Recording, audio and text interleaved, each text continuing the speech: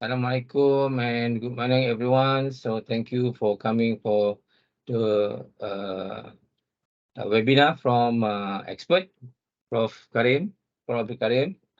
We start with for the Muslims, start with the Al-Fatiha. Al-Fatiha.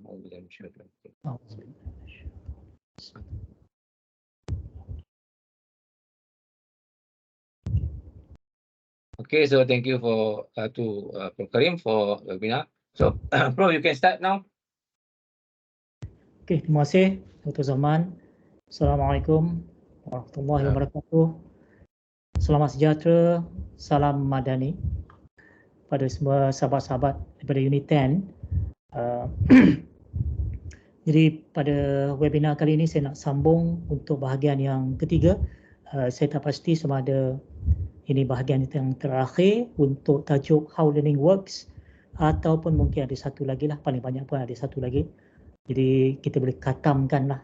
We can complete the 7 principles from the books. So let me share the screen. And after I have completed all the 7 principles, I will share the link for you to download all the slides. Yeah.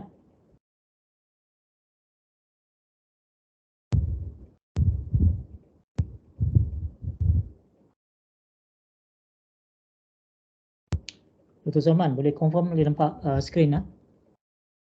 Boleh, Prof, boleh. Boleh, okay. So this is part 3. We are still studying this book, How Learning Works, 7 principles, 7 research-based principles for smart teaching, part 3.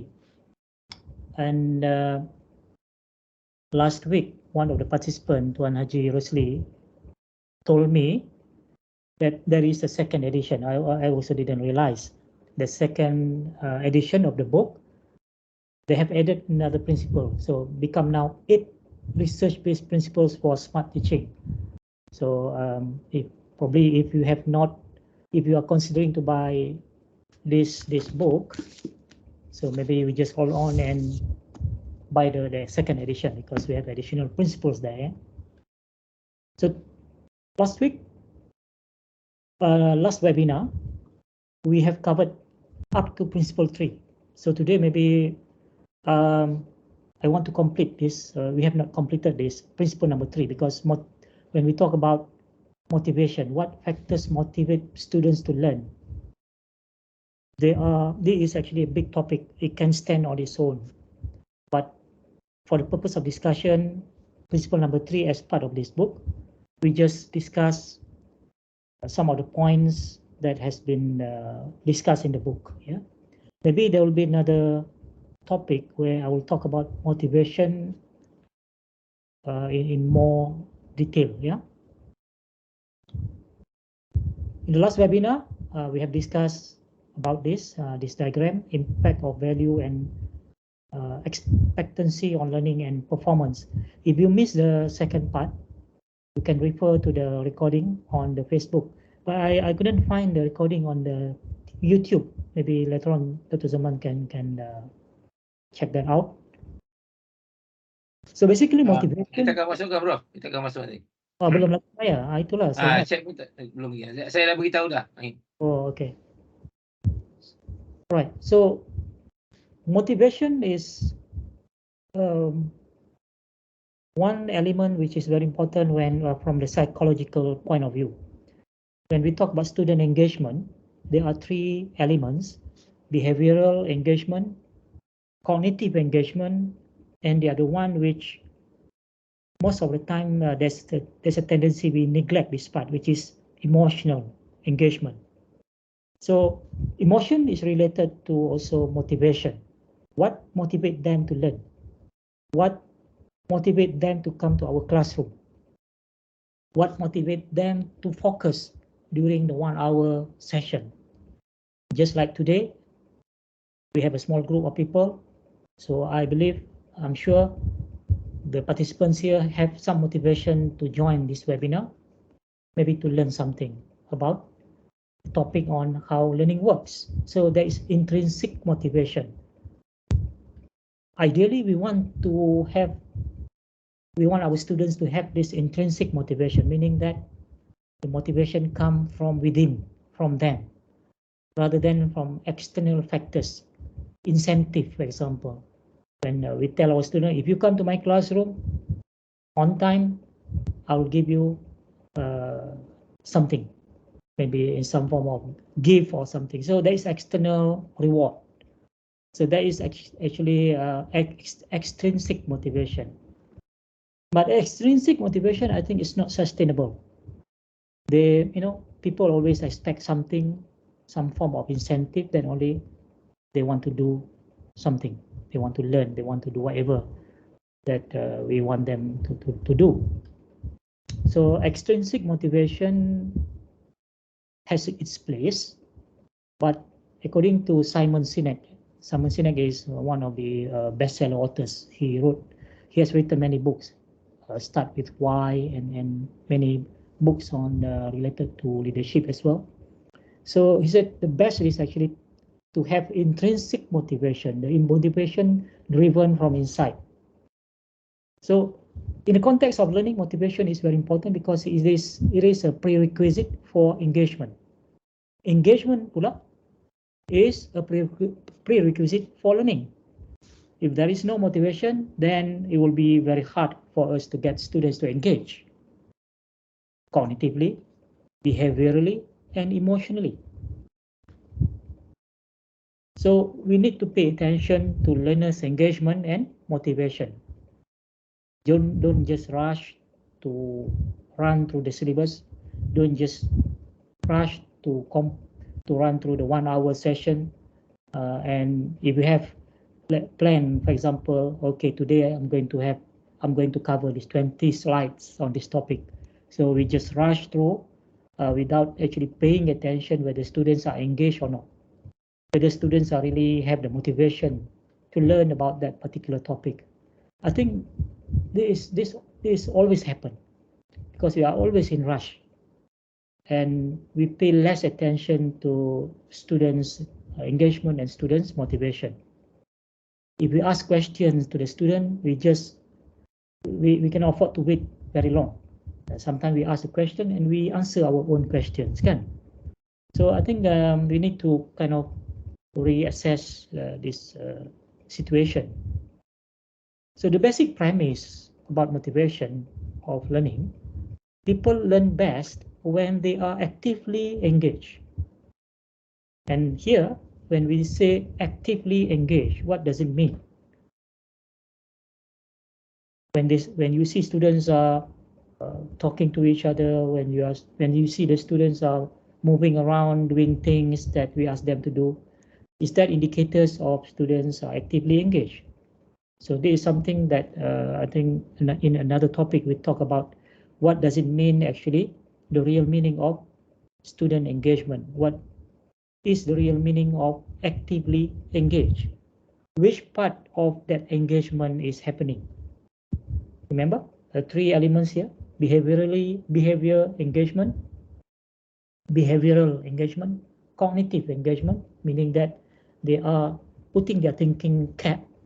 They are thinking, they are solving the problem, they are engaged with their brain, and they are doing the problem solving and so on. They are actively thinking, so that's cognitive engagement. Or they are also emotionally engaged, meaning that they are emotionally into that activity. They are immersed, they are engrossed, they are so excited about it. So when we talk about student engagement, to make learning stick, to make learning work, to make students to pay serious attention to their learning, at least I think these are the 3 things or 3 elements that we need to pay attention to. 3 essential aspects of designing learning activity. A lot of things that we want to do in the classroom, other than just giving lecture, is actually getting students to get involved. So this is where the student-centered learning is about. We want to empower students. We want to get students to own their learning. We want the students to take the responsibility for their own learning. But how do we do that? By designing the learning activities and align the learning outcome for that activities to the learning outcome for that particular class, for that particular session. So when we design one or two activities, each one of them is not has been aligned properly. For example, one learning activity to give them to get them to learn about the concept. Another learning activity to give them some factual content, facts. Another learning activity as an exercise for them, maybe problem solving, case study, to enable them to apply whatever they have learned, the concept, the principles. So this is all based on learning activities. That's why I always say that rather than calling ourselves lecturers, I prefer to call ourselves learning designers, because that's basically what we do. We design each lesson. I always use this model 70-20-10. 70% of the 1 hour session mainly engaging students in the learning activity, and 20% is basically where we come in now. We can use that 20% of the time to give direct instruction or lectures, or we can summarize what the students have done in the learning activities, put the things together, explain to them what they should have learned, what concept they should have understood, what principle they should be able to understand from the activities. Then from there, we can check for any misconception or misinterpretation. So that's a time, the 20%. Another 10% is for the students to do a reflection. So that's 70-20-10 kind of, I call it learning model in one learning session, one class session. So within that 70% of that learning session, we want to design learning activities to engage the students, to get them to interact, and to get them to do something, take action. So design appropriate learning activities that would engage students at various levels of cognitive domain of Bloom taxonomy. So this is where, according to our course design, you have C1, C2, C3, for example, in your learning outcome. So this is where you distribute that C1, C2, C3 throughout the whole semester and spread it over for each lesson. Okay, so that's the engage part. And interact, where we can design appropriate learning activities that will encourage students to interact with their peers. Because learning by nature is taking place in a social environment. If you remember, maybe in my earlier webinars, I mentioned about 3 C's that must happen. Communication, connection, and community. So the first thing that must happen on the very first day of the semester is to get students to connect to each other, to talk to each other, interact. Because if they don't communicate, then they won't be able to connect to each other. Connection, communication, or communication and connection. Then when they can connect to each other, they can communicate with each other, then only can form a community, which is a small learning community. Now we are in the webinar now. Just now I saw about 10 people. So these 10 people form a small learning community now within our 2-hour session now. But there's no community if you don't interact with each other. So right now I'm alone talking here. There's not so much interaction. When I get the participant to do something like in the previous webinar, maybe only 10-20% of them participate. So it's not really a very good community if everyone not really participating. Only a small group is participating. The other the rest of the participant or student in the class just observing. Okay, so in order to form a good learning community, we need to have good communication, connection, and then only we get a community. So when we design the learning activity, we want the students to interact with each other, with their peers. They talk to each other, they plan together, they collaborate, they communicate. And imagine if all throughout the semester, we design the activity in such a way that the student will interact among them in different groups. At the end of the semester, it will form a very strong community. And that's from our one course. What about the other courses that they take if everyone is doing the same thing? At the end of the 8 semesters, in the fourth year, this group will be, very, very closely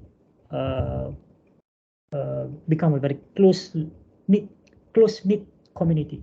Yeah, close-knit community.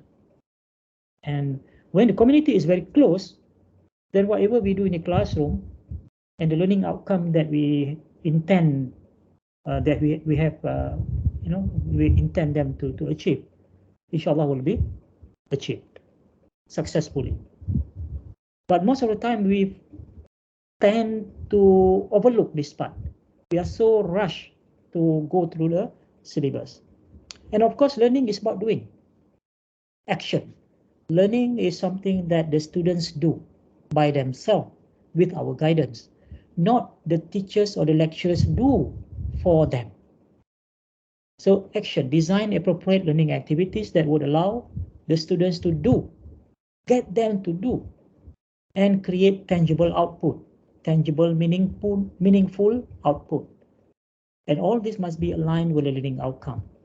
We cannot just have create something for fun, Kahoot, things like that. And yet, what do they achieve from that activity? Just having fun? That's not enough. Although you want to make learning fun, but the bottom line is always get them to learn and achieve the learning outcome that we have designed for that particular lesson. So this simple model, when we design the learning activities, always remember 3 elements: engage, interact, actions. So that's basically covered on principle number 3, motivation, to complete from the previous one. Yeah. So now I want to move to principle number 4, but before that, maybe if there's any questions, we can, or any comment or any feedback or input based on your experience, please, you are welcome to share.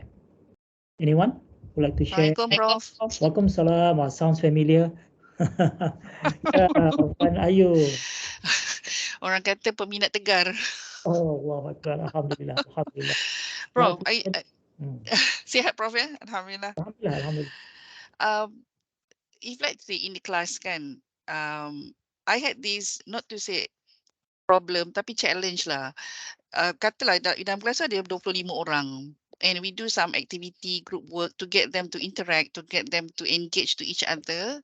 And we could see that only certain group sahaja yang aktif.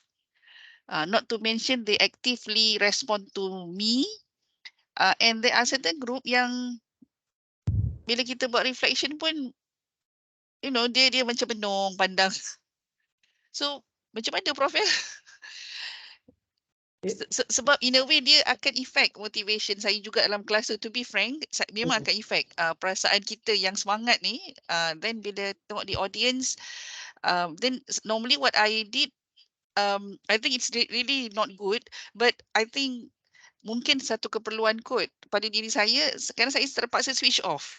Yang yang those muka boring, yang tak nak bagi feedback. So I fokus pada mereka yang aktif ni. Salah tak Prof? Have you also tried to separately outside the class, maybe get them or talk to them individually? Or individual tak lagi lah, but when we had the activity, I went to the group, tanya you okay ke, macam mana, are you okay with this activity? I think mungkin they just want to please me. Okay. It happened to me many times lah also. Yeah, I get frustrated also many times. So what I did, and I think most of the time it improved the situation, maybe not 100%.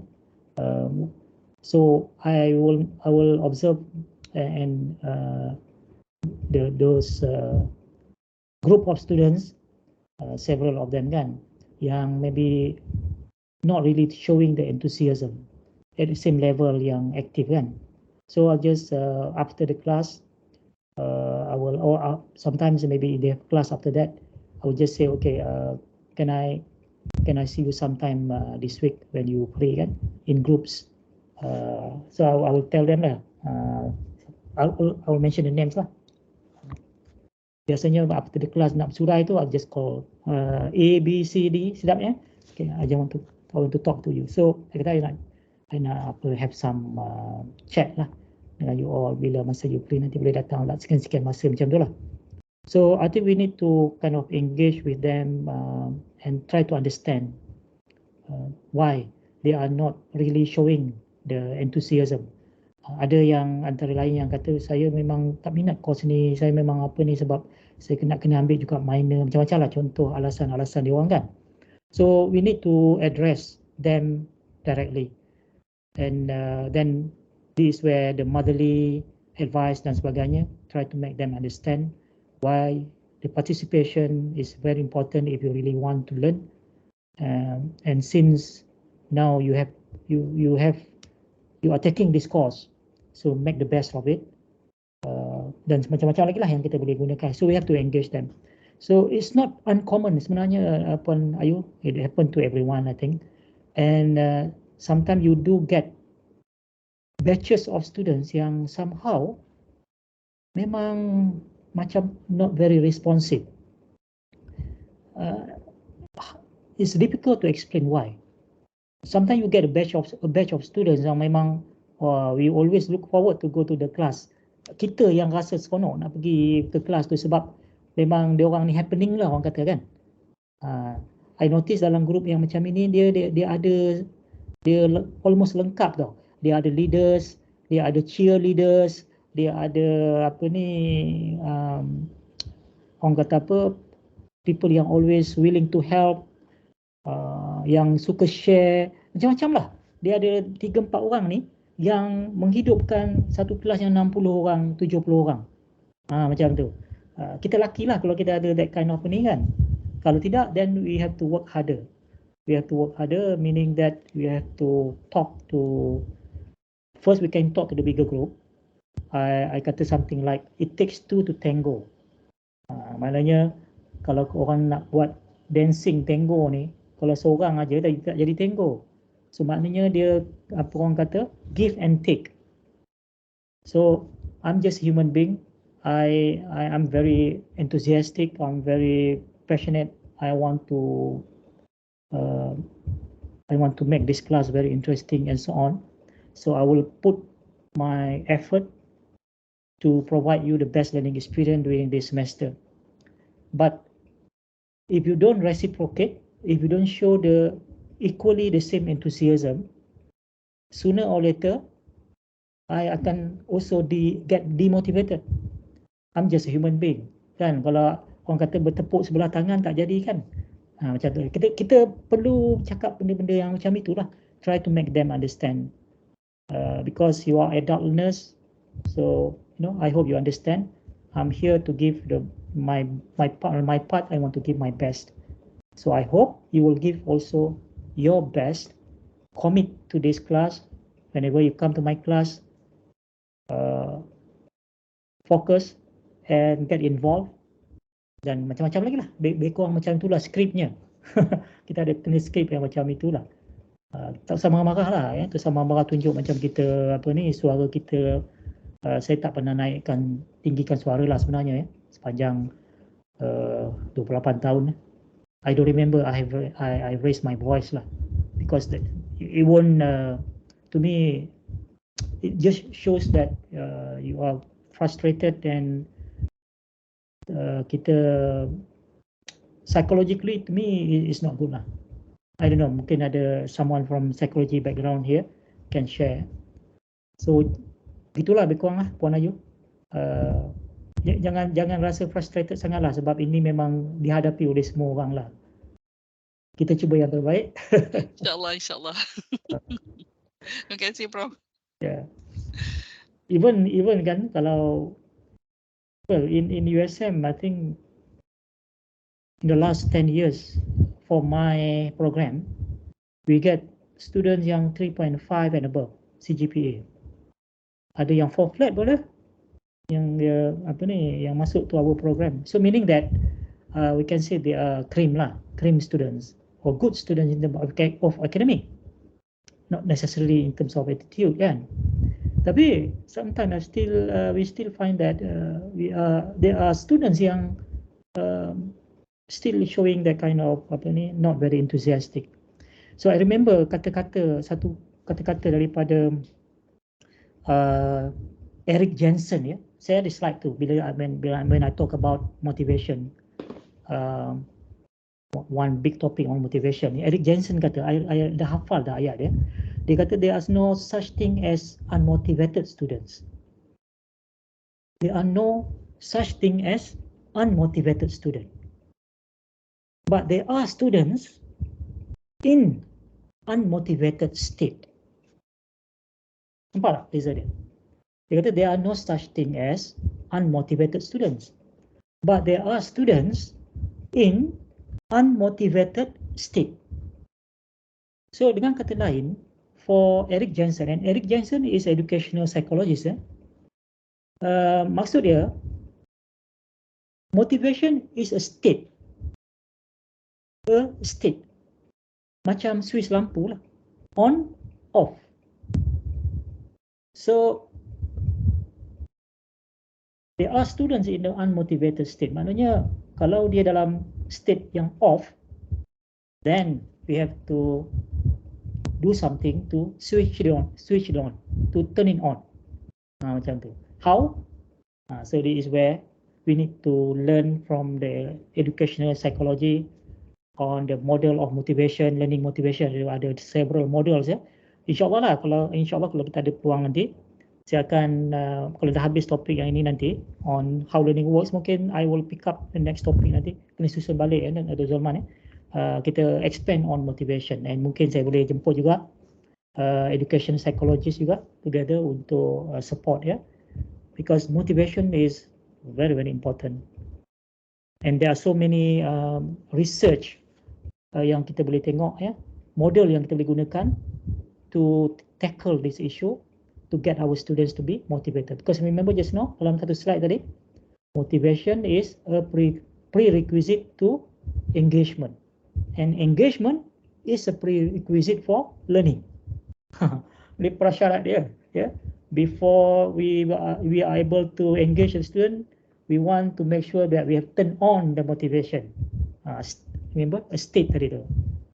Then after they get motivated, then only we are able to engage them. When they are engaged, then they should be able to learn. Okay. So thank you Puan Ayu. Ada lagi?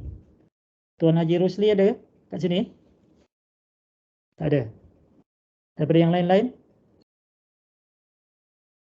Okay, kalau tak ada saya akan teruskan dengan prinsipal number 4. How do students develop mastery? Ini pun menarik juga ni ya. Because mastery learning ni, kalau kita tengok dalam micro-credential now people talk about micro-credential ni. Micro-credential ni is actually competency based. Apa bezanya dengan sistem kita sekarang ni? Sistem kita sekarang ni time based. Meaning that after you have gone through one semester, 8 minggu, well, we assume that the student have achieved the mastery.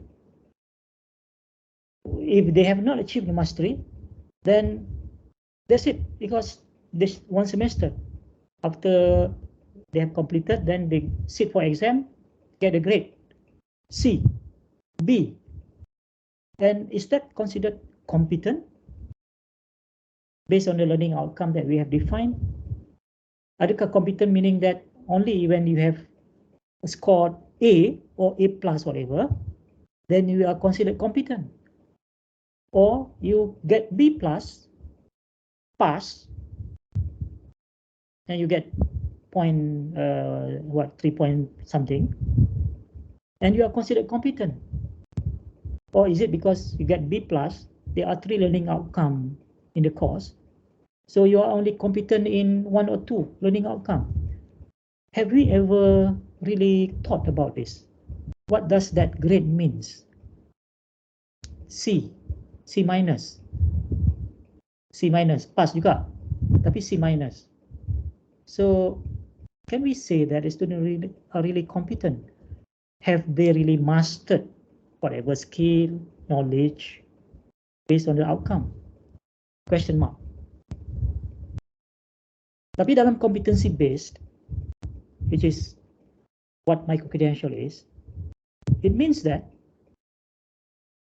you must show competency based on this defined level of the skill. If you have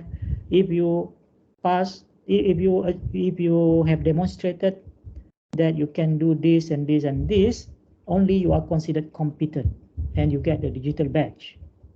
So for example, I offer a micro-credential on module on how to create teaching module or training module using Google Site. That's what 2 hours module. So the assessment is, at the end, you must produce this teaching module or training module based on this criteria, and you must use Google Site to create that training module, and then you submit. Then we evaluate. Then okay, we go through the criteria, everything okay, fulfill. Then you get the digital badge. You are competent.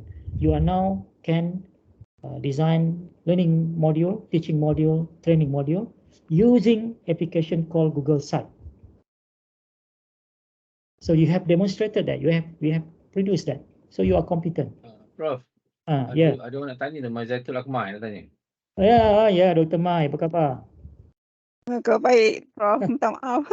Saya ada kelas ni, tak tanya dulu boleh tak, Prof? Boleh. Okey, Prof, macam ni, berkenaan dengan mastery, macam contoh, student saya dia ambil e-commerce ataupun digital marketing. So instead of kita belajar teori sahaja, so assignment kali ni saya lainkan sikit, kita embedkan dengan skill yang mana diorang boleh buat e-portfolio. Jadi adakah benda itu berat bagi student ataupun bagus untuk kita embed skill-skill yang lain yang mana kalau kan dalam syllabus tu tak ada. Tapi itu untuk dia punya still achieve dia punya course outcome, tapi kita tambah dengan skill, maksudnya macam tu. Macam mana pendapat Prof? Sebab ni saya pun baru first time juga suruh student buat benda-benda macam tu lah. If that is a part of the learning outcome, then I think by all means the kaedah ataupun cara yang kita gunakan, sometimes memang kalau ikut OBE ni you have to spell out semuanya dalam dokumen kan. Tapi if you are doing over and above without putting too much burden extra SLT to the students, is within the SLT, then by all means, as long as whatever that extra is within the SLT. Kalau terlebih sikit pun actually sepatutnya tak ada masalah lah kalau student feel and they can appreciate, dia menghargai benda tu untuk pastikan you betul-betul dah dapat apa kemahiran yang sepatutnya you dapat from this course. Jadi you kena buat itu, you kena buat ini kan contohnya. So misalnya kalau digital marketing, so what kind of assignment yang boleh student gunakan supaya dia boleh apply whatever they have learned, the theory, and come up with very katakan powerful marketing punya plan, whatever kan, dengan menggunakan various tools, various model approaches dan sebagainya. Jadi Tapi bila when you give them that kind of assignment, in your mind, kalau student dapat buat benda ni, then I feel confident that they have acquired that skill. Dia orang dah dapat that skill. Mungkin bukan sampai kepada level mastery, because mastery ni, kalau kita tengok nanti next few slide ni, it takes time to develop through practice. Itu prinsipal number 5 nanti. Prinsipal number 5 ke, tak silap. Practice and feedback. Tapi at least we can see they are able now to produce whatever that we want to produce based on the knowledge and the skill that they have learned. Mana the application part, we are taking them to the higher Bloom's punya ni kan, C4 kan, is it? Betul Prof. C4. So have they really achieved that C4? Kalau hanya kita kata bagi soalan, kemudian dia orang jawab, sekarang ni boleh gunakan ChatGPT pula. Oh okay, daripada jawapan itu nampak dia orang dah boleh apply. Tapi apply in the form of answering the questions. But can we design something that we can really now tell, macam tadi sebagai contoh Google Site tadi, dia gunakan Google Site untuk buat marketing punya marketing punya material ke whatever lah, kan? Betul Prof. Dia orang guna Canva. Canva Guna, e-portfolio. dan kita okay. Dengan syarat memang dia buat sendirilah. Itu susah lah kita sampai ke tahap itu kita nak buktikan kan. So macam itulah. So mastery of course dia kena terus practice. Kalau kita ada lagi peluang untuk bagi assignment yang lain to maybe more advanced, to see now they can still show that they have mastered Canva, contohnya advanced features in Canva, to integrate this, to integrate that, ada macam-macam lagi. Okay. So kalau kita tengok di sini, to develop mastery, student must acquire component skill. Apa maksud component skill? Dalam buku ni dia huraikan lebih lanjut. Maknanya kita kena tengok, okay, macam contoh nak buat marketing tadi tu, marketing material, apa yang di atas? Satu, dia kena ada tool setnya Canva. Mungkin juga tool yang lain, ada ChatGPT lah, mungkin kalau grafiknya dia boleh gunakan Midjourney whatever lah ya. Kemudian dari segi skill set untuk dia buat copywriting contohnya, betul lah Puan Mai? Dr. Mai? Ada lagi ke? Puan Prof. Belum lagi. Apa lagi? Satu dari segi nak develop the grafik dan sebagainya, satu lagi dari segi nak buat copywriting. Betul. Itu yang dipanggil component skill-nya. Kena ada copywriting, kena ada tool, gunakan Canva, apa lagi? Saya menggunakan juga ChatGPT. Memang saya suruh student guna ChatGPT. Itu dari segi tool. Dari segi dia punya skill untuk buat copywriting. Kan? Betul. Ada lagi tak? Statement, dia orang buat personal branding statement. Kemudian Dia lebih pada personal branding. Ada call to action, semua lah dalam tu lah. Betul. Saya tak sikit je lah. Ini yang dipanggil component skill. Dia yang diterangkan dalam buku ni. So, kita nak pastikan adakah, copywriting dia dah mahir ke tidak? Untuk guna Canva, dia dah mahir ke tidak? Untuk guna ChatGPT, dia dah mahir ke tidak? Dia dah boleh buat prompt yang memang mantap ke tidak? Betul Prof. Masa session tu, dalam kelas saya buat tu, ada yang student yang masih baru, tak pernah buka lagi, dan ada juga yang pernah buka, tapi bila dia buat prompt, dapat macam panjang lebar lah kan. Kata kena buat lagi reframe balik semula ayat semua kan. Baru dia orang macam panjang je O-nya. Jadi katalah component skill tu ada 5 contohnya contoh. Tapi 3 dia dah orang kata mantap. Tapi 2 lagi belum lagi. Selagi 2 ni belum mantap, kita tak boleh kata dia dah develop the mastery. Jadi kita kena tengok dari segi component skill itu. Tapi saya rasa kita tak ada sampai ke tahap itu kan. Biasanya lah kan. Kemudian practice integrating them. Dia integrate dengan copywritingnya, dia integrate dengan design gunakan Canva, nak dapatkan teks tadi dia boleh gunakan ChatGPT untuk bantu dan macam-macam lagi. Integrate them and know when to apply what they have learned. Itu dia. Principle number 4, how do students develop mastery? Remember this evidence based ya. Evidence based maknanya telah ditunjuk, telah dibuktikan melalui research bahawa kalaulah kita design every lesson, every course kita, memastikan bahawa bukan setakat kita kata student have achieved the learning outcome dan dengan MCQ test, dengan jawab soalan open-ended test dan sebagainya, nampak dia orang dapat 50%, 60%, kita puas hati.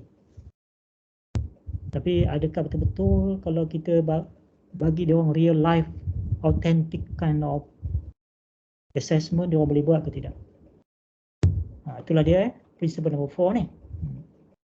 Jadi dalam buku tu diterangkan dengan lanjut dan basically dia macam ni lah, elements of mastery ni.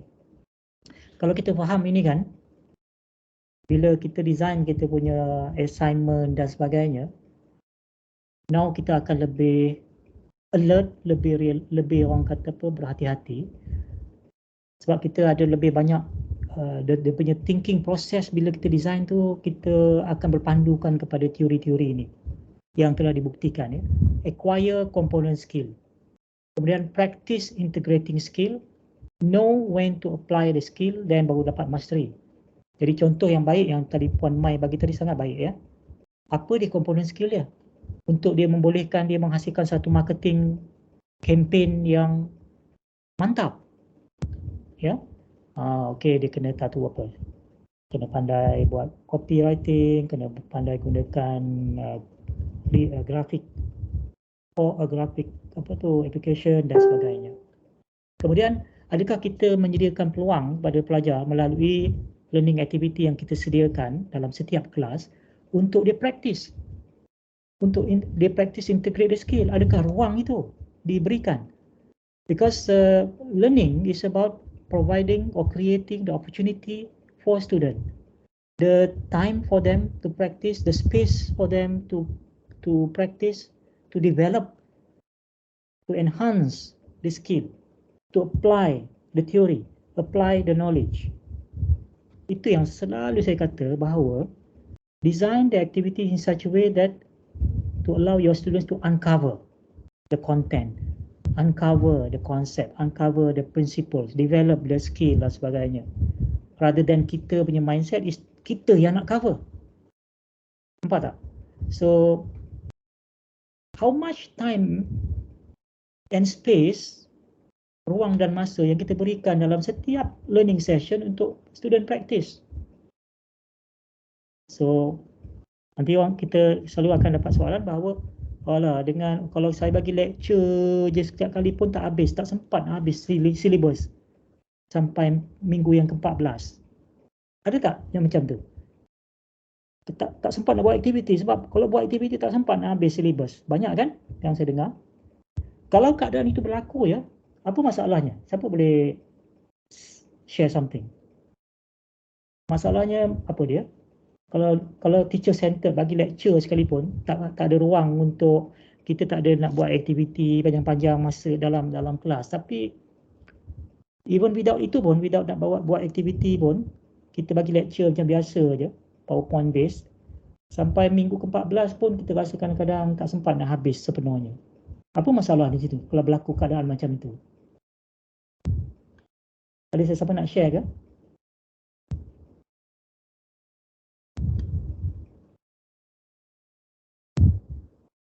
Siapa boleh bagi idea kalau keadaan tersebut berlaku? Dr. siapa? Siti Aminah ada sini. Kita ada berapa orang sekarang? 18. Dr. Yi. Anyone? Tuan Haji Rosli pun boleh nak cuba share. Boleh juga.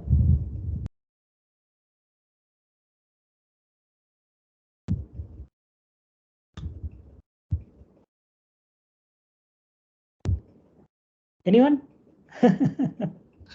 Sorry Prof, Ya, tak ya. maaf. Tadi kami berdua, saya dengan Haji Rusli ni tengah reflect apa yang Prof cakap dengan dia punya assignment. What was the question, Prof? The question is, saya tunjuk beberapa point tadi.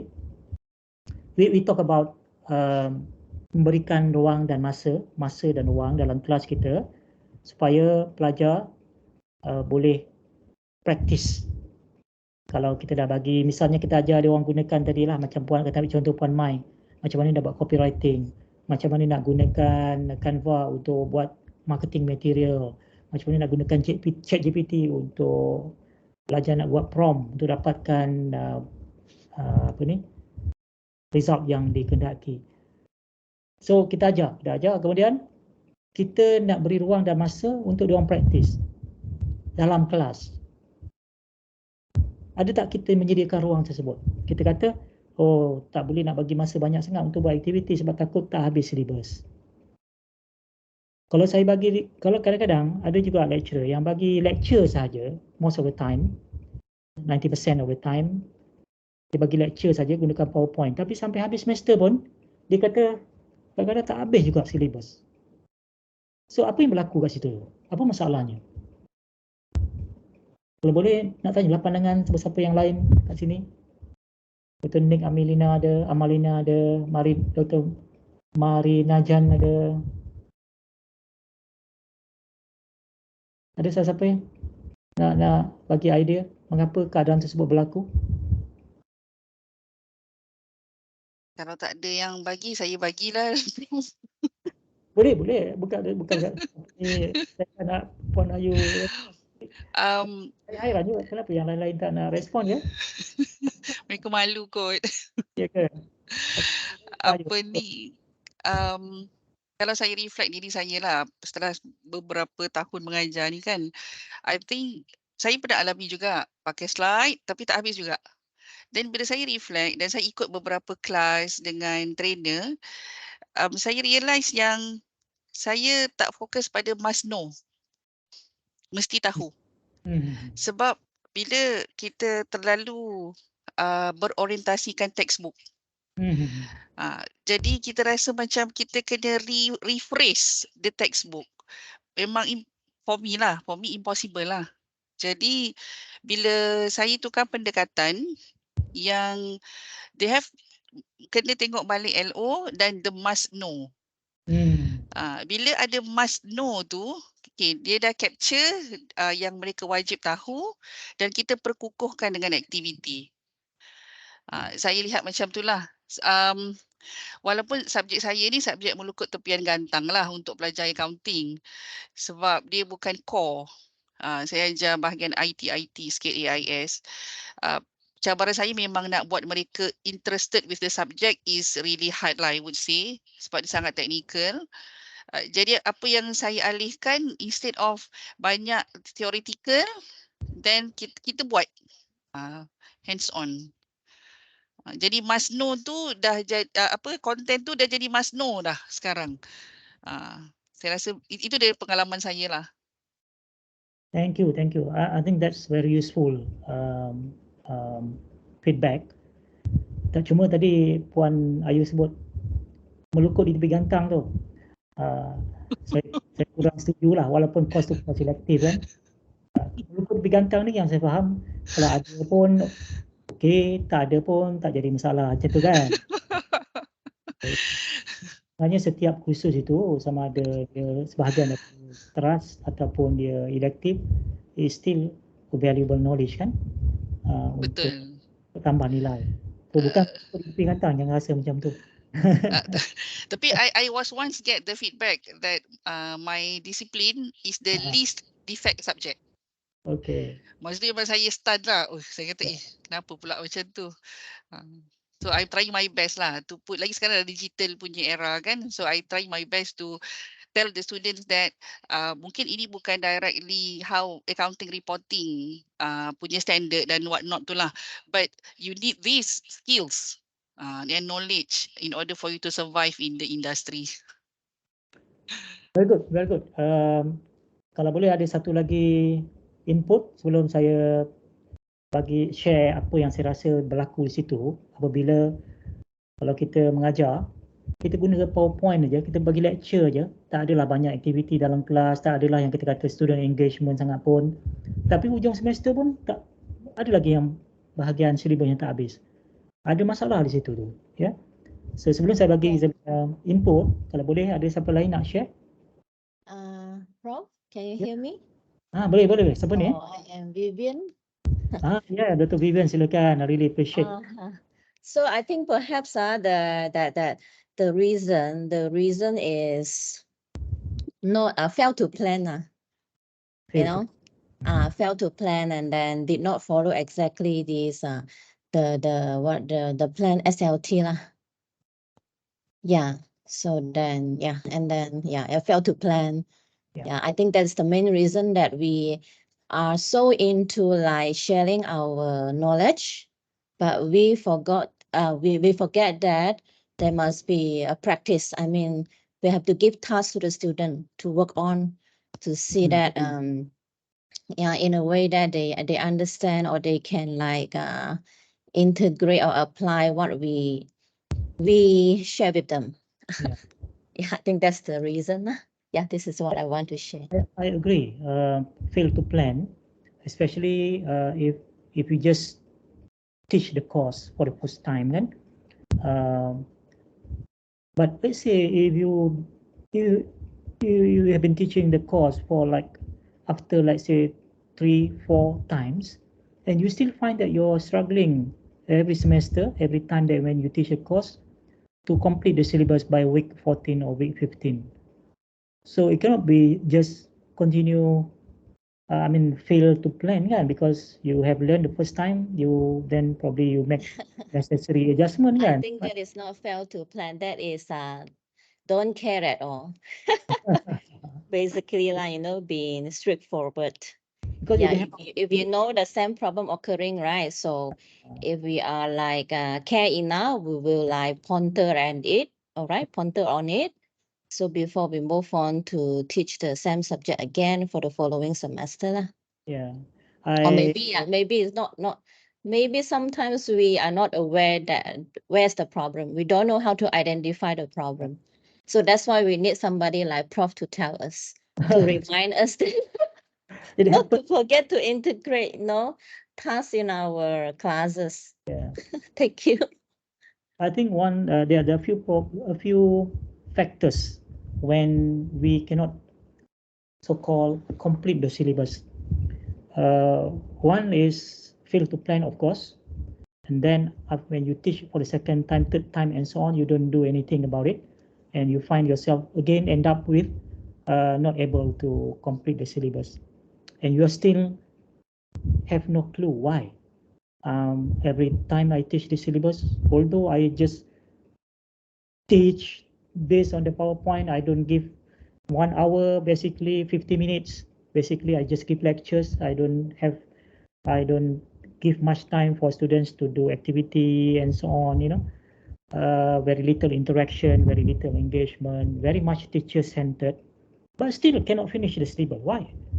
So I think when that happens again and again, then I think you must now start to look at the whole course.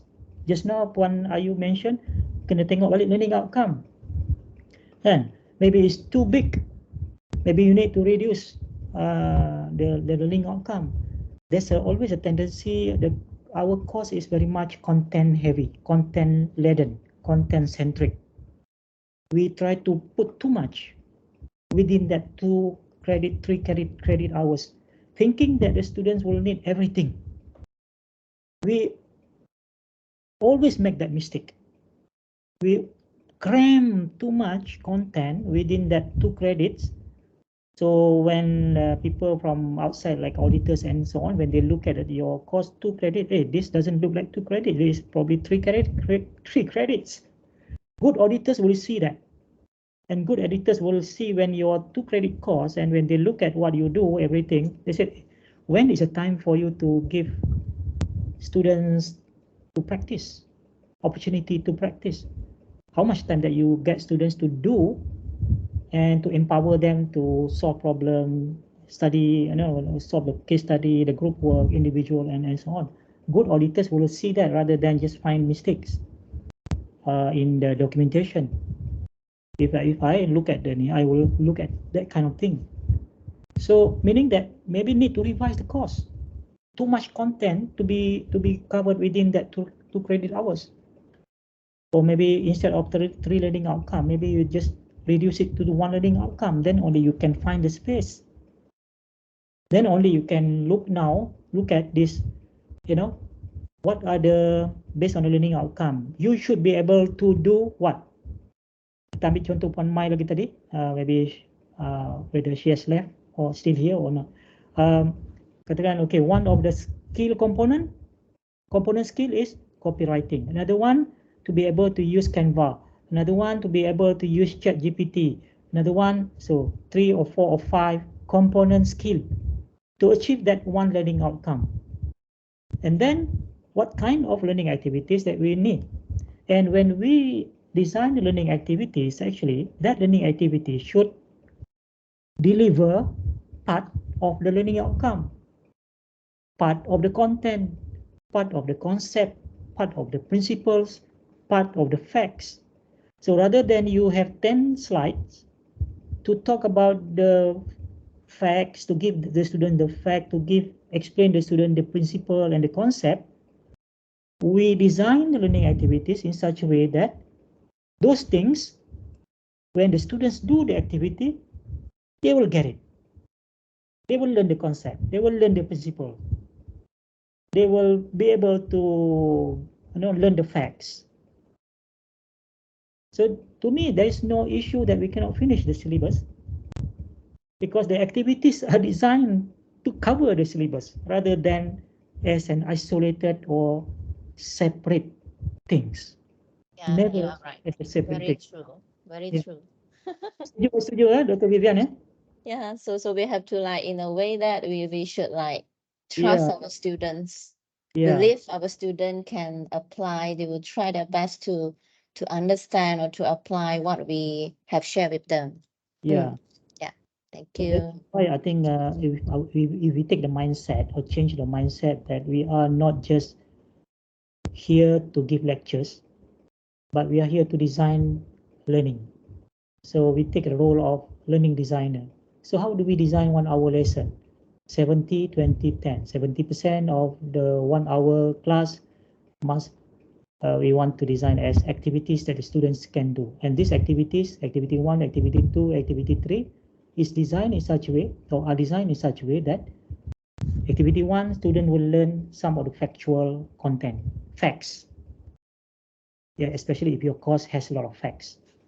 Second activity, they will learn one principle, one important principle. Tadi Puan Mai kata, yang apa ni? Yang apa? What do you say? Core content tadi tu, kan? What is the core principle? They must know this. No compromise. So we design the activity in such a way that when the students do the activity, after they have done it, individually or in group, they should be able to acquire that, to get that principle, understand that, and apply that. Okay, then yeah. So learning designer is basically to design that kind of, to ensure that they acquire the component skill, to give them the time to practice, because practice makes perfect, right? And be able to integrate whatever that they have learned, the knowledge, the theory, the skills, the facts, the concept, the principles, everything integrate to solve a problem, to solve a case study, and so on. And know when to apply the skill. They have the skill, but they don't know when to use the skill. Okay, I have the skill to use Google Site. I have the skill to use ChatGPT, for example. I have the skill to use Excel with the advanced formula, linking the spreadsheet, everything. But when can I use this skill? That also is important, because when they are dealing with authentic problem, when they go out to work, everything is real. So they know, oh, okay, in this situation, I will apply this one. In this situation, I will apply this one. So they contextualize it, we call it. Contextualize it to the relevant situation that require that kind of skill, that require that kind of knowledge, and so on. And only then they get the mastery. So basically, that's in a nutshell. And we have to ensure that, because when we become the professor or the teacher or the lecturer, we are supposed to be the expert subject matter expert, SME. And when we become expert, sometimes we tend to forget when we were in the student's situation, in the student's shoes. And experts do not necessarily make good teachers. Expert in something, but when it comes to teaching people on the expertise, on the skill, they may not be good. Because why? They put themselves too high. So they what they call this unconscious mastery leads to the so-called expert blind spot. Everything is easy for them now, for the expert, because they are the expert. But before they become expert, they have to go through also a long learning process, trial and error, making mistakes, try again, and so on, through the hard way. So when they teach that skill, sometimes they don't have the patience. They just, this one is easy, it's supposed to be easy, that's very easy, you know. So that's what we call blind spot, and we have to be very careful. Students will perform poorly if their component skills are weak. Remember, just now I have mentioned about component skill.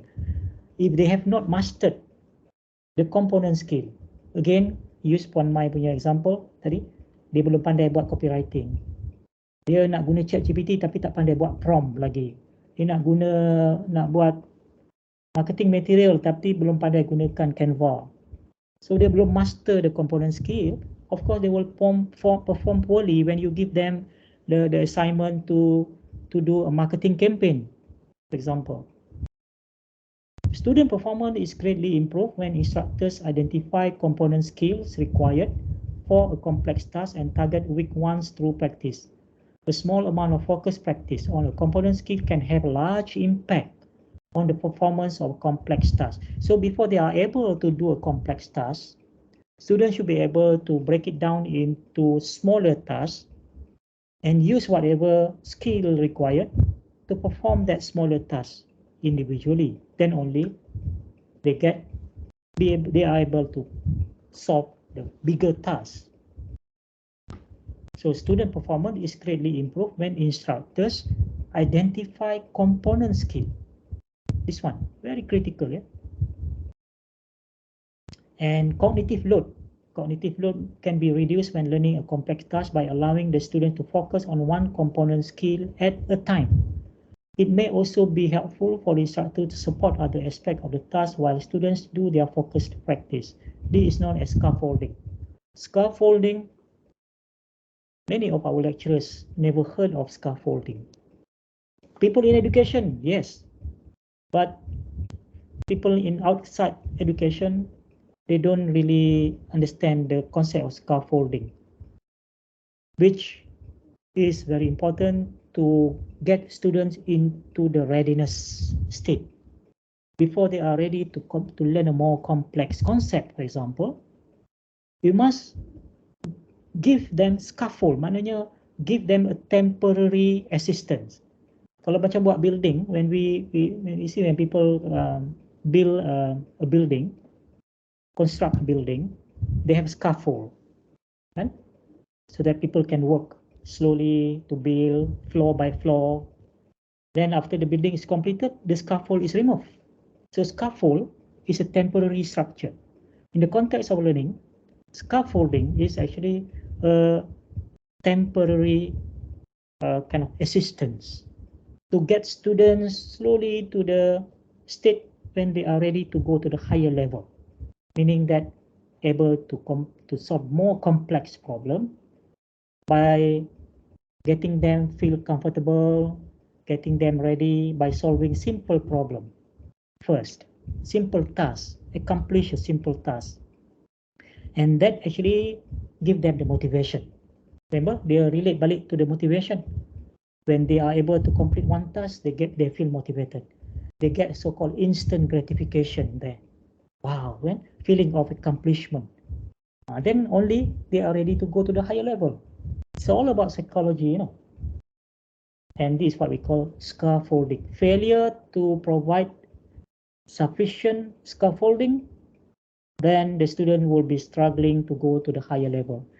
But in our system, ready or not, my course, my lectures will still continue. Right? So, okay, I think maybe we need to take a short break, about 10 minutes. So let's come back like around 10, no, it's almost 10:40, 10:50. Boleh ya, Dr. Salman? Teman, kita take 10 minutes break. Boleh. So we come back 10:50, 10:50, boleh ya? Okay. See you. Okay. Yep.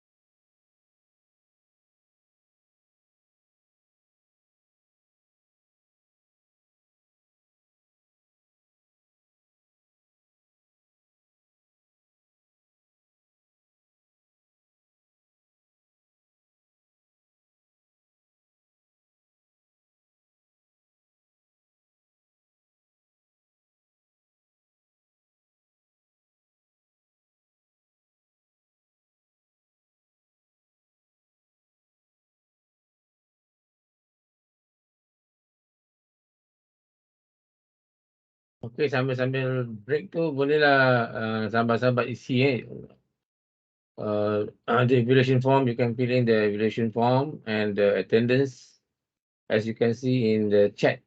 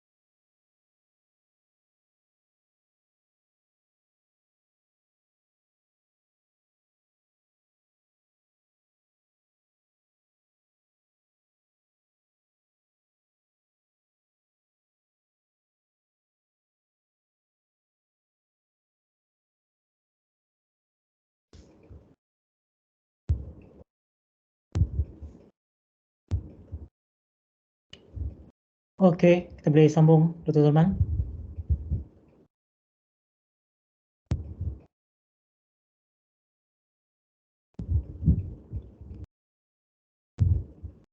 Right, so welcome back.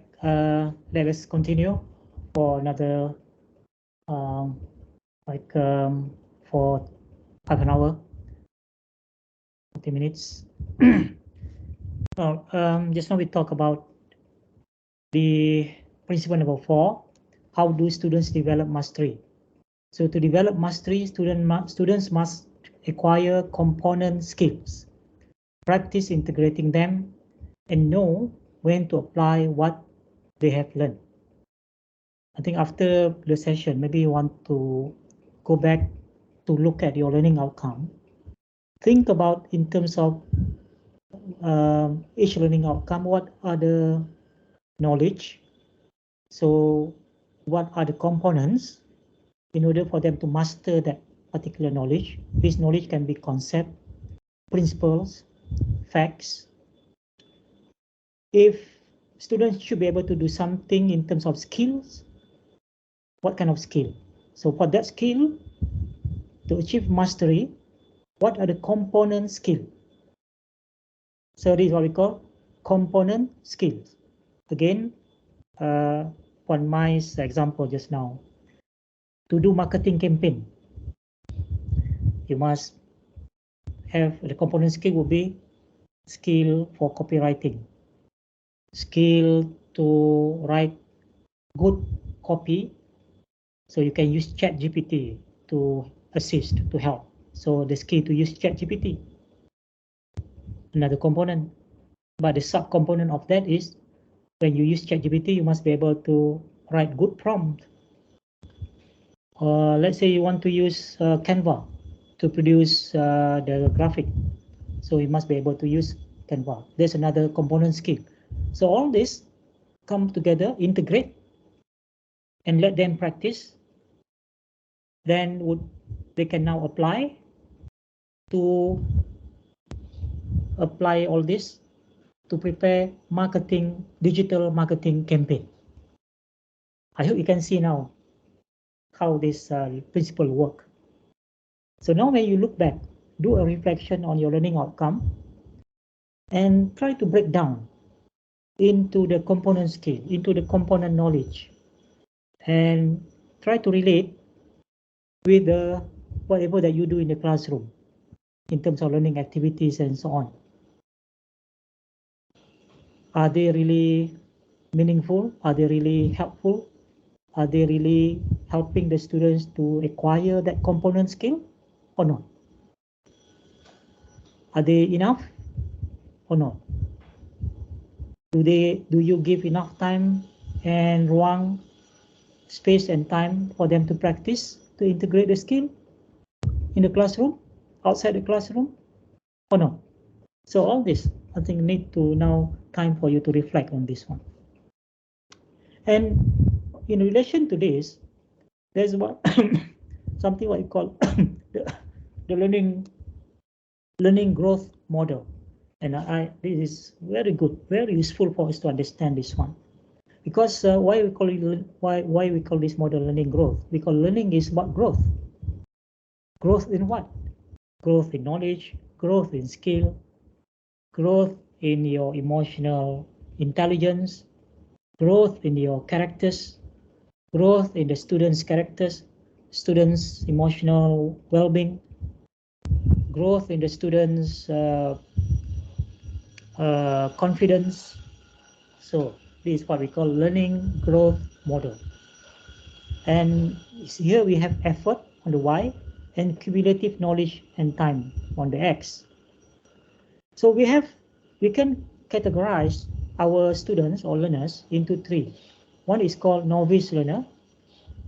From novice learner, they should grow into experienced learner. From experienced learner, they should develop and grow to become expert learner. When they are novice, they are really, everyone can be a novice learner, including ourselves. For example, when we learn new topic, we learn new subject. Okay, our experts in this area, but when we learn something outside our expertise, we become novice learner. So not only our students are novice learner, we can be novice learner also at any point in time when we start to learn something new. So when we are novice learner, we are actually in the challenge zone. Why they call it challenge zone? Because basically everything that we try to learn and become a challenge for us. Very challenging to learn something new, right? So we call it challenge zone. And this is the zone where students or learners needs a lot of assistance, a lot of guidance, bimbingan. And this is what, remember, I mentioned just now about scaffolding. So this where the teachers or the lecturers now look at the component skill, look at the knowledge skill, and how do you provide the scaffold, the assistance, temporary assistance, because before they become experienced learner. So when they become experienced learner, here they are struggling. Here in the challenge zone, novice learner, they don't know what they don't know. They don't know what they don't know. They are oblivious. They don't know what they don't know. So in this challenge zone in the classroom, when you introduce something new, a concept or a theory or anything, then you ask the students, okay, any questions? What do you get? Then they just look at you blank, or maybe they try to ask questions, but the questions is very basic. It's not really very kind of showing their deep understanding, because sometimes they don't know even to ask what question to ask, because they don't know what they don't know. So this is a challenge zone. But with our assistance, with our passions, with their hard work, with their commitment, with their motivation, they will grow and develop into experienced learner. And this is where they really learn, and this is where deep learning can happen.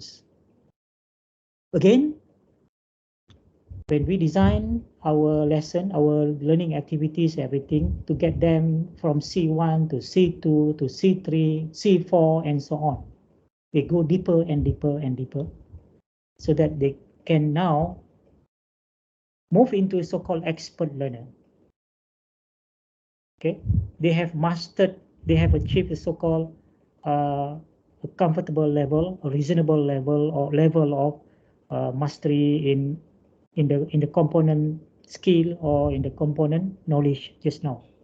Remember here, component skill, they have acquired that, they have given time to practice, they know when to apply. So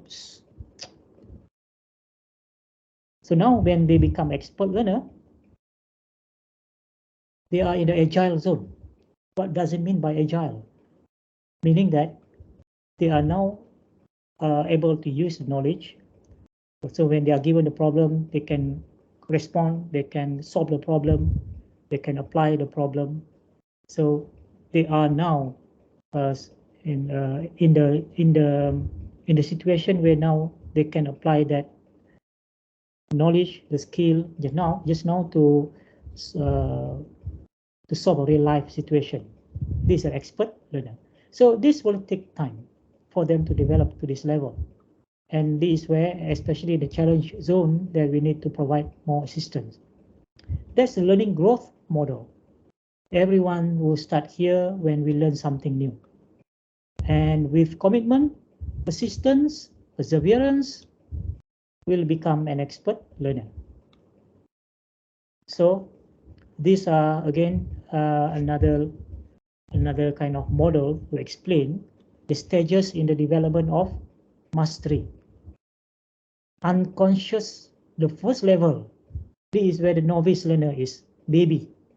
Okay, they are just kind of trying to learn something new here, put one and one together. Unconscious, this is what you call the level of unconscious incompetence. They don't know what they don't know.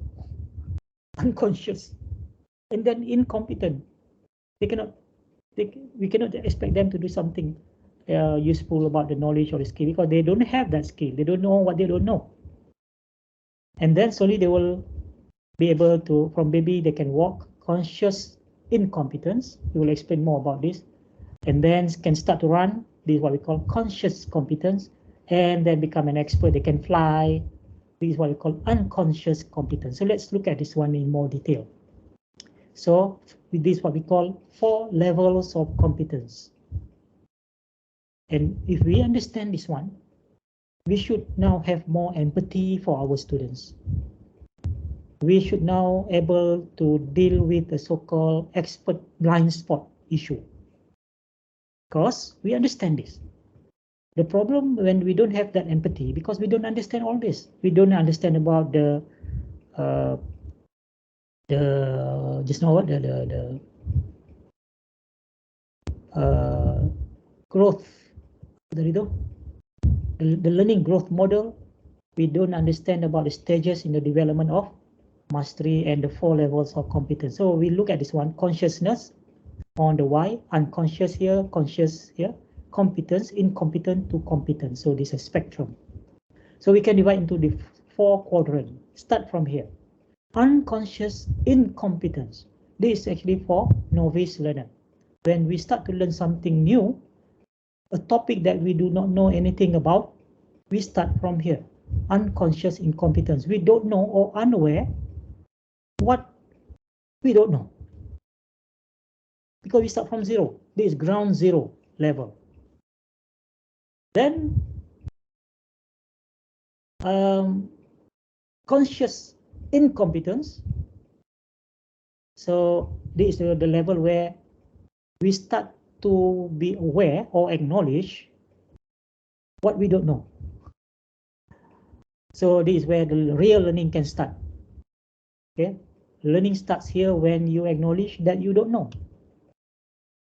When you feel that you don't know much about something, then that's the reason and the motivation for you to come, for example, in the webinar today, to learn something, how learning works.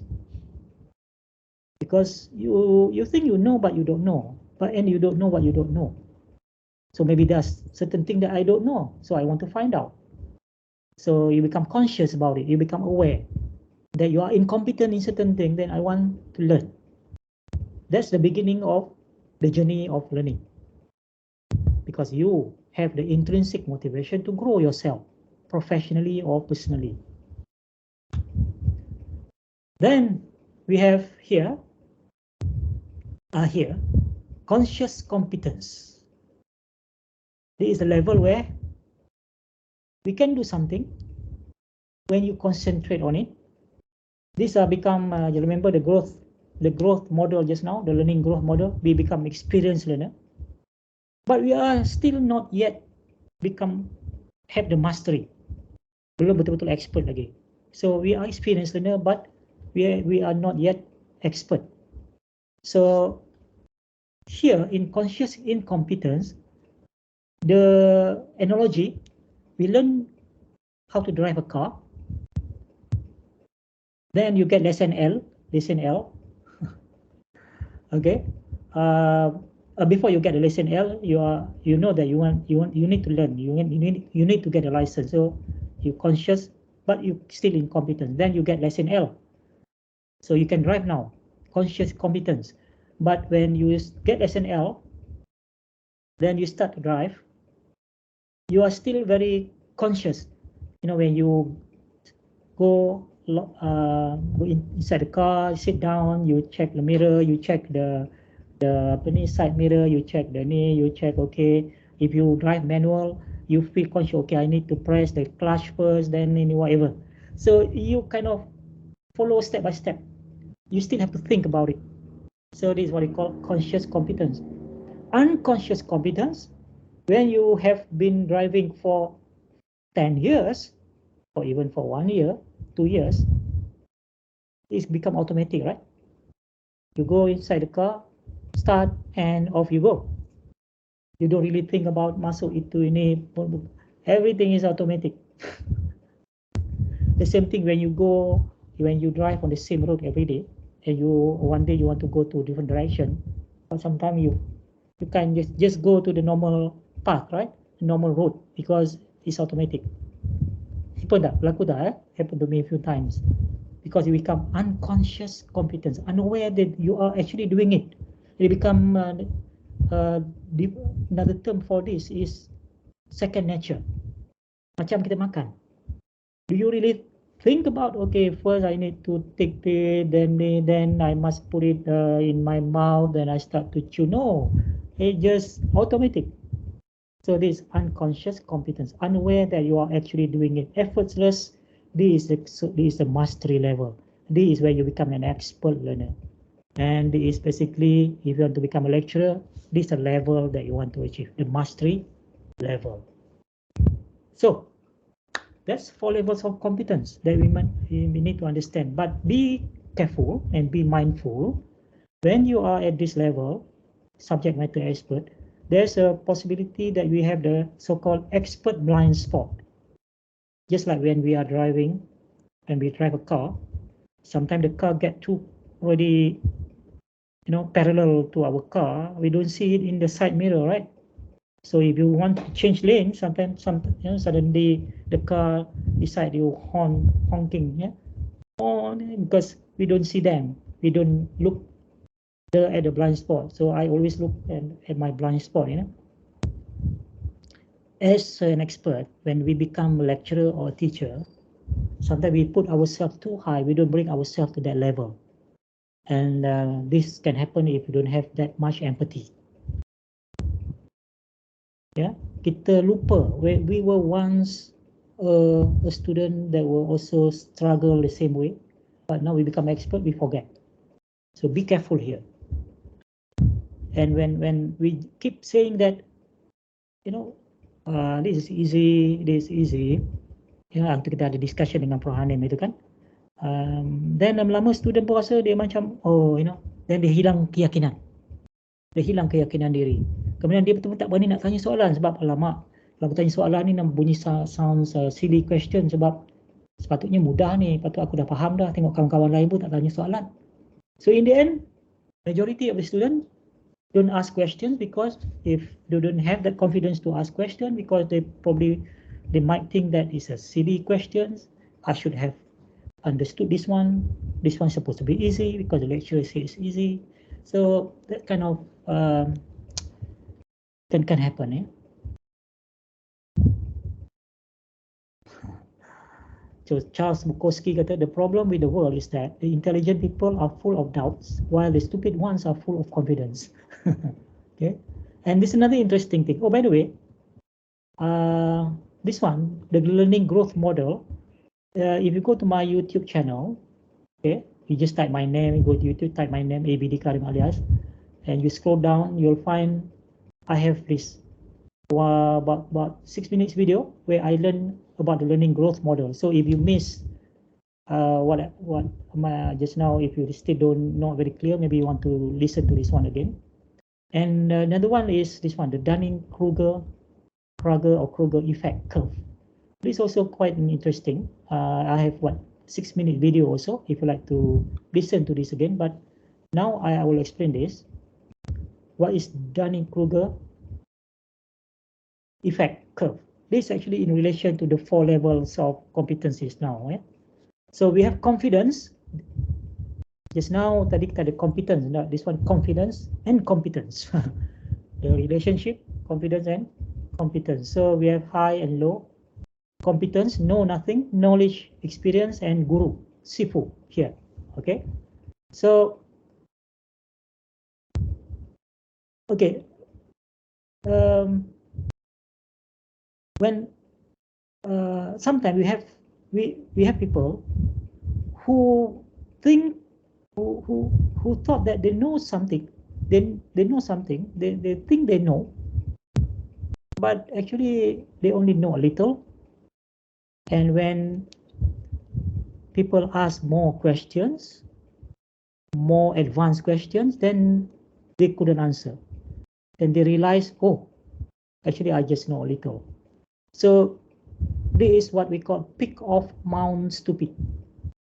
And this is in relation to this, while the stupid ones are full of confidence. They are so confident that they know a lot.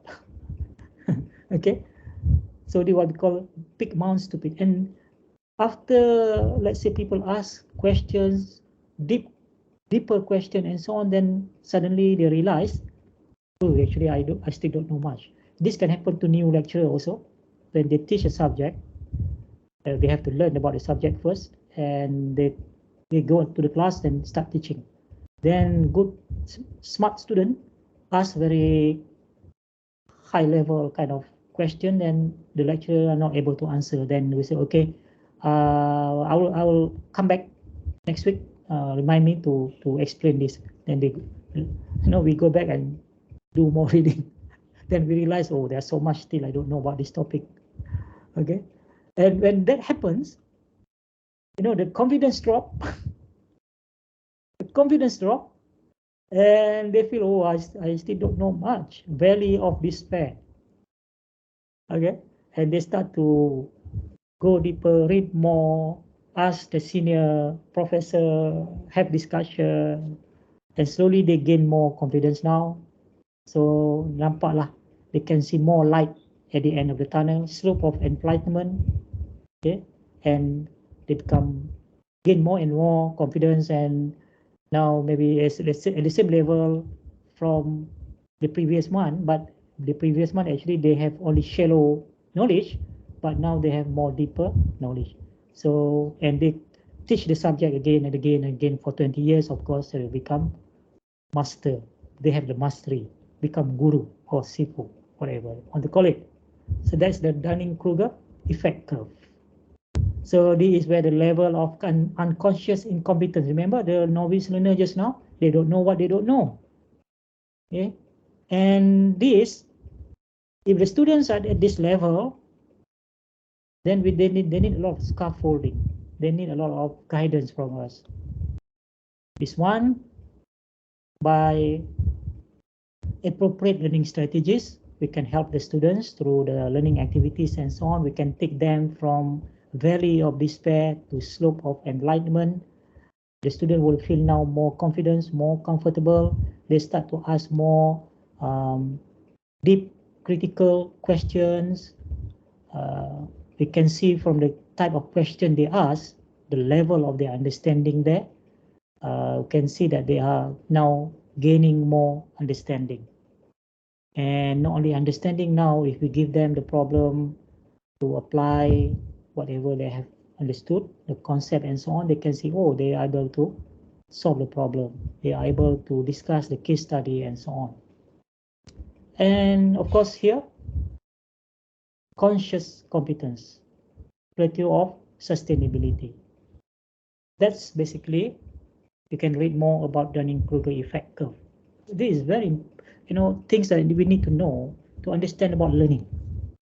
And to understand about students and the way they learn, and to understand ourselves also, because we are also learner. And in the context of teaching, now we can have more empathy now, because we know the process of learning happens through this kind of process. And when a little bit more about scaffolding.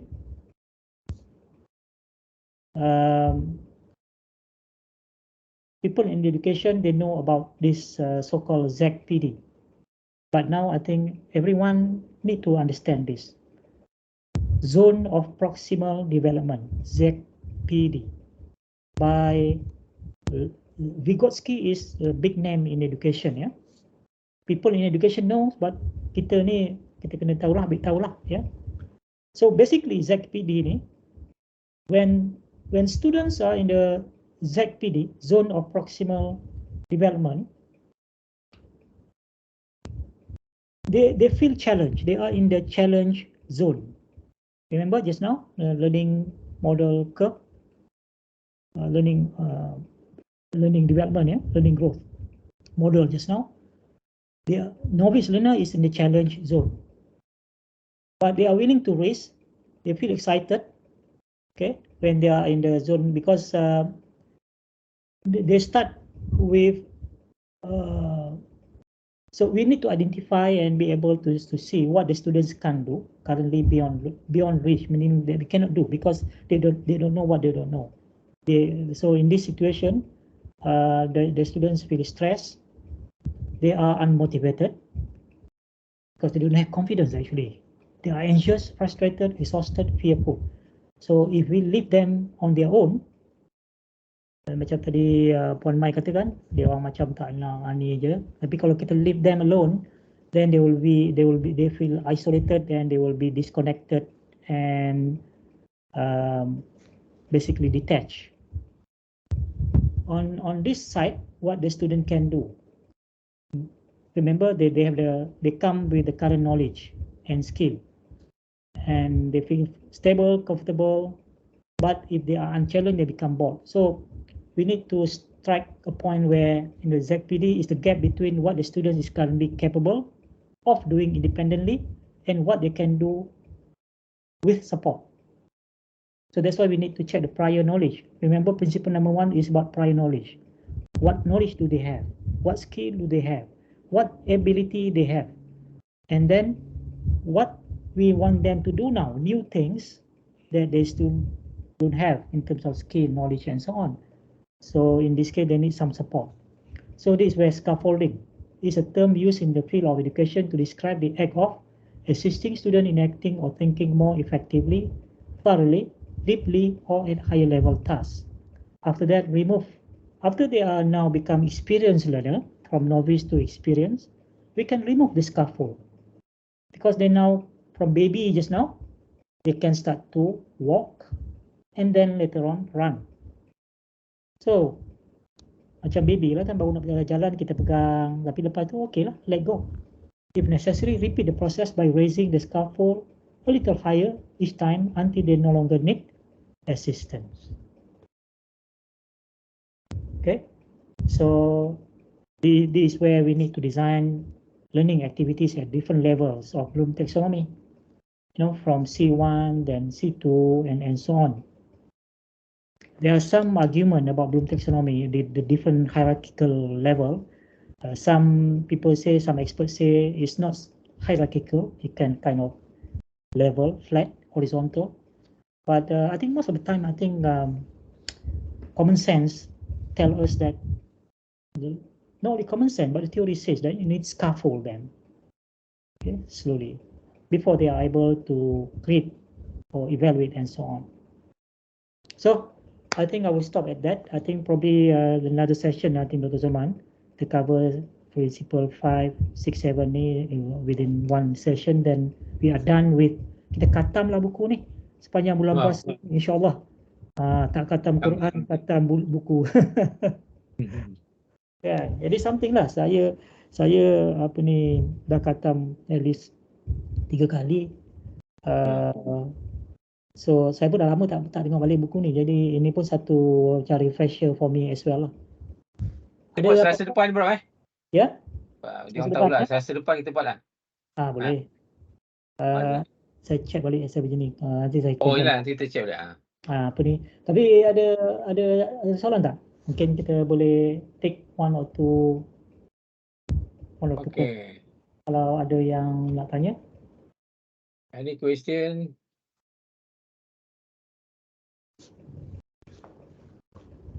Ada Dr. Jana. Oh, ni lah. Okay. Prof, Ada okey ke Prof? Vivian ni. Oh ya, Vivian. So when you because I reflect back like just now you talk about the scaffolding, right? So it just share my understanding. Like, please correct me if I'm wrong. So it can we say that like giving them like practice is a kind of scaffolding, and then when we ask them to do assignment is when we remove the scaffolding.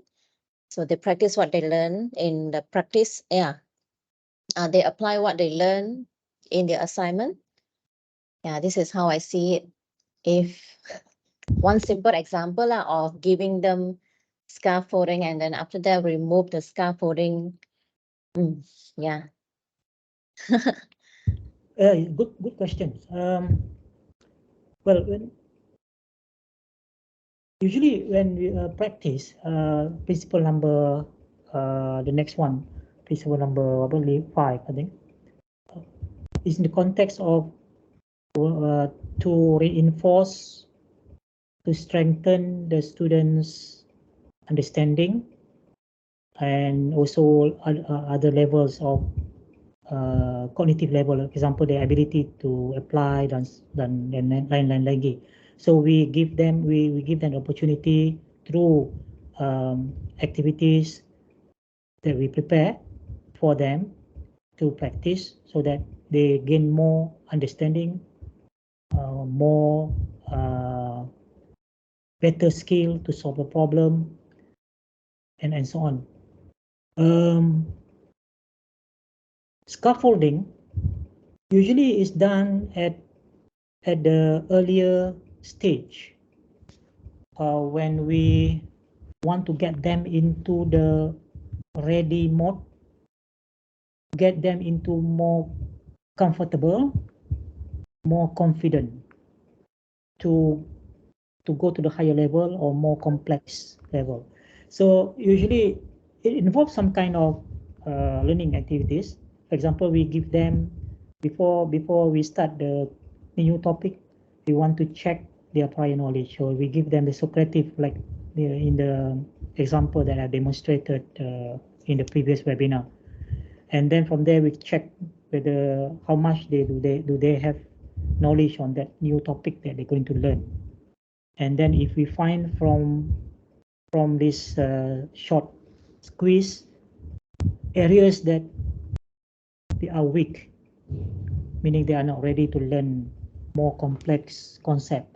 So this is where the scaffolding, in terms of also other forms of learning activities. It not necessarily to practice what they have learned, but rather other activities to get them ready before they learn more complex concept, more complex problem, and so on. So I see this as two separate things. Practice meaning that after they have learned a concept, for example, or a principle, then we design learning activity for them to practice so that they can apply correctly, apply the principle correctly, apply the concept correctly from the activity we can see. So we give them opportunity to practice. Scaffolding, also activities. It is actually in the form of activities, quiz, and other things. But it's more like getting them into the ready mode, comfortable mode. Macam itulah. I punya interpretation macam tu. Betul, Vivian rasa macam okay tak? Yeah, okay. Yeah. Yeah, thank you. Scaffolding ni, another thing, scaffolding is more kind of low level activity, easier kind of learning activity. Macam kita nak bagi dia orang rasa, okay, before you can solve this complex problem, solve this one, the easier problem first. But all this actually will lead to, will help you to solve this complex problem. Macam itulah. Good question, very good. Okay, thank you. I see. Tapi very important lah, especially if you teach if you teach vibration, I remember, before you show them the complex equation. I teach a course on rheology. So rheology, before even you give the definition, before you even show the equation, I just give them some daily life example, and also in food processing. For example, I want to talk about fluid behavior. So, just get them to talk about normal everyday example, daily life example. And then in that discussion, we ask them what's the principle behind it. Then after, because it's a daily life example, they can relate easily. They can relate easily. Oh, okay. Then I think, now today we're going to learn about this because this is how the principle apply every day. They can see already the application before they get to see the equation, the complex equation. If we just go straight away, okay, the first slide, rheology is a study of deformation and flow. Then the student thought, oh, what the heck, what is deformation? I don't even know what is the meaning of deformation. And then we start to see show the equation one after another. They just got, they're basically not ready for it. So in other words, the scaffolding is anything lah, bro, not specific lah. Usually a simple kind of activity to related, they mesti related to the katakan complex problem or complex concept yang kita nak buat lah. Activity lah. Yeah, usually in the form of activity, discussion and so on, to get their mind ready, to give them confidence, to give them instant gratification, macam tu. Okay. Macam kita belajar baca Quran lah, kan? Kita start dengan alif bata dulu, kemudian baru kita put the words together, barulah belajar tajwidnya. Ini terus nak belajar tajwidnya, kan? Dengan sedangkan nak membaca satu ayat ataupun masih sangkut-sangkut lagi, macam mana kan? Dia Other question, any of you? We have another 3 minutes left. Ada 3 minit berbaki. Saya tak ada soalan, Prof. Cuma saya nak ucapkan terima kasih lah. Looking forward for the next session. It's been a while buku ni dengan saya sebenarnya, tapi tak kata-katam. No, seriously, orang tak kata-kata. Baca dia is very wordy kan. And I am really not a reading person. So when you translate the content in such a way, Masya Allah. Terima kasih banyak, Prof. Looking forward. Saya ada request kepada Tuan Haji Rosli. Sebab dia dah beli buku yang second edition tu yang ada 8 principle tu. Ada kat tangan saya ni. Dah ada dah, bro. Itulah. So, apa kata Tuan Haji Rosli dengan Puan Mai combine force, katamkan prinsipal yang baru tu, yang satu yang baru tu. Kemudian kita buat, seriously, then buat sharing. Saya nak belajar pula. Boleh tak? Boleh ke Dr. Zaman, boleh ke? Boleh kalau dia nak, okay. Kan? I can arrange. No, we learn from each other. I'm not an expert, ya. I'm not an expert on learning or Ini semua apa yang saya baca dan saya practice dan saya share. This is actually sharing session. This is not teaching session. Ya. Jadi kita kalau ada orang lain ada ini, why not? Kita learn together. Prof, dengar permintaan tu kan, saya terus terbayang slope yang tadi tu. Dan kita dalam slope yang bawah sekali. Unconfident. Tak confident. Dia boleh take up balik. Dia boleh dia naik balik, insyaAllah. Nak nyuruh tak keluarkan hidung je, Prof.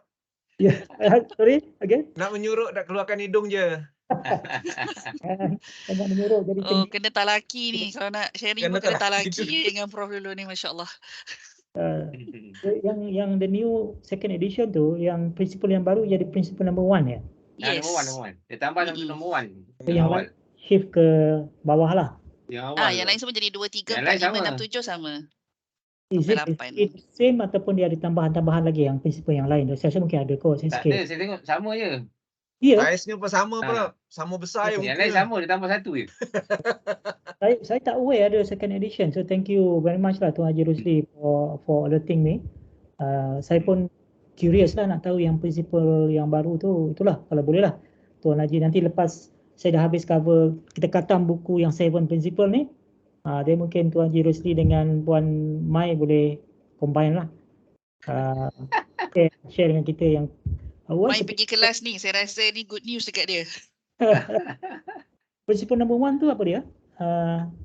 Dia akan tulis why do students' identities and stages of Identity development stages. matter for learning. Oh, Identities and stages of development. stages of development. Yes, student identities and their stages of development matters for learning. Sounds, I boleh imagine more or less apa yang apalah, tapi which is also very important. In other words kan, buku ni kalau kita go through all 7 and now 8 principles, sebenarnya kan kita get to know who are our students or who are our learners. And at the same time, kita actually boleh reflect balik pada diri kita sendiri tau, as a learner. That's why I love this book very much. And get to understand the learner, get to understand about the learning. Yeah. Right. Interesting. Tak sabar nanti ada Tuan Haji Rusli dengan Puan Mai. Okey, kita dah lebih 1 minit dah. Takutnya. So thank you to Prof. Abdul Karim and all sahabat for coming to this webinar. So kita akan bertemu kembali for part 4, the last part. Don't miss. But I think the plan is on Tuesday lah, tapi kita akan discuss balik dengan Prof. Sakut ada ni lah. Tapi tentatively Tuesday juga bro, tentative lah. Tentative. Minggu depan. Before balik raya lah, kita habiskan bulan puasa ni, nanti raya kita boleh baca buku tu lah. 18 hari bulan kan? Ha? 18. 18. Ha? Lebih kurang 18 bulan lah. InsyaAllah boleh. Nampak okey. 18 bulan lah. InsyaAllah. InsyaAllah. So that's all for today. So thank you everyone. So kita for Muslim kita sudahi dengan bacaan surah Al-Nas dan tasbih istighfar. Bismillahirrahmanirrahim.